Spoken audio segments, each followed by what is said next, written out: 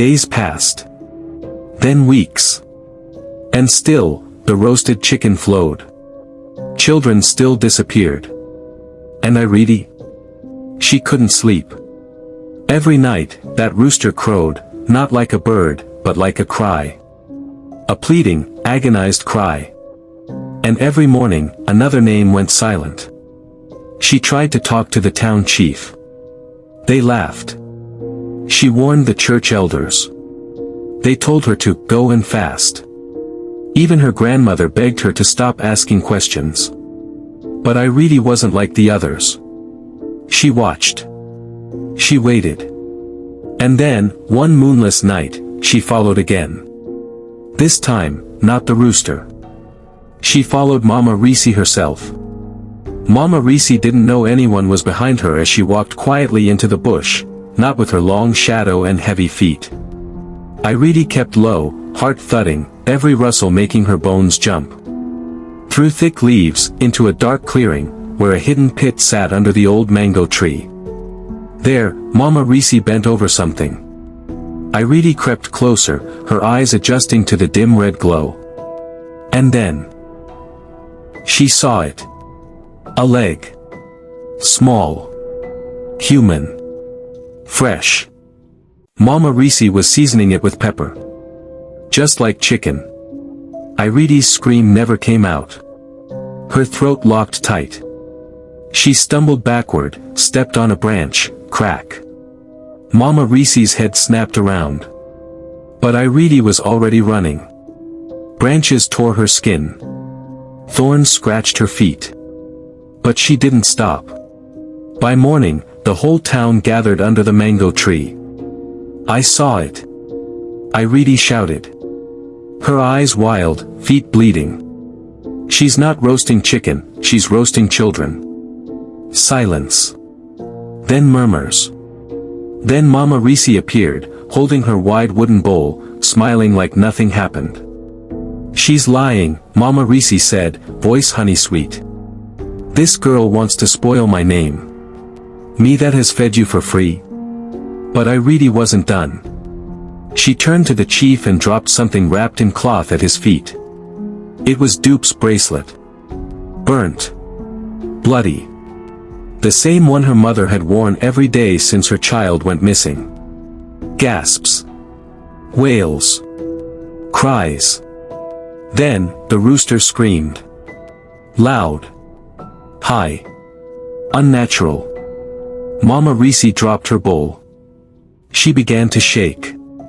No suppose reach like this, she muttered.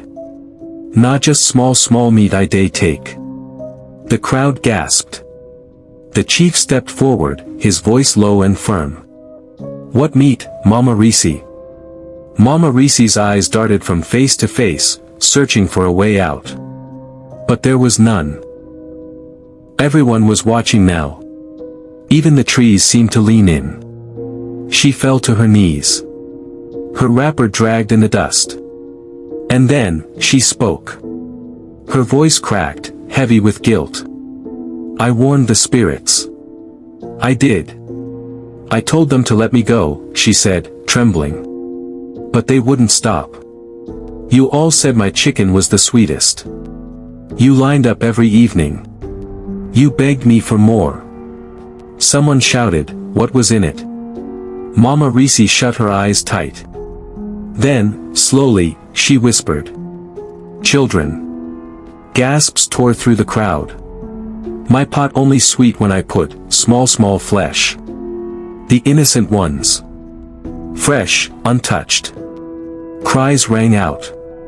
A mother dropped to her knees, screaming her child's name. The white rooster flapped its wings and let out another terrible crow. Mama Risi sobbed, shaking. I never meant to hurt anybody, she cried. But once I started, I couldn't stop. The aroma, the power, the praise. She turned to Iridi, crawling toward her on bruised knees. You shouldn't have followed me, she said through gritted teeth, her face twisted in both rage and regret. You should have left it. You don't know the things I saw in the fire, the voices I heard at night. But Iridi didn't flinch. She stood tall, the morning sun lighting her from behind, her eyes locked on Mama Risi like a spear aimed straight at the heart of evil. "You called yourself our mother," Iridi said quietly, her voice steady, but her fists clenched. "You smiled. You served. You laughed with us, while feeding us our own blood." The crowd roared in anguish. The town chief raised his staff. "Enough," he thundered. "Bind her. Let the spirits decide." Men rushed forward, tying Mama Risi in thick ropes of oja, dragging her to the center of the mango tree's roots, the same tree under which she had buried countless bones. And there, she remained. All day. And all night. But by morning, she was gone. No ropes cut. No footprints. No blood. Only her wrapper, folded neatly on the mound.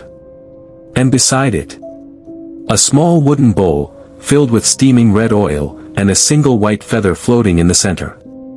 Some say the gods came for her.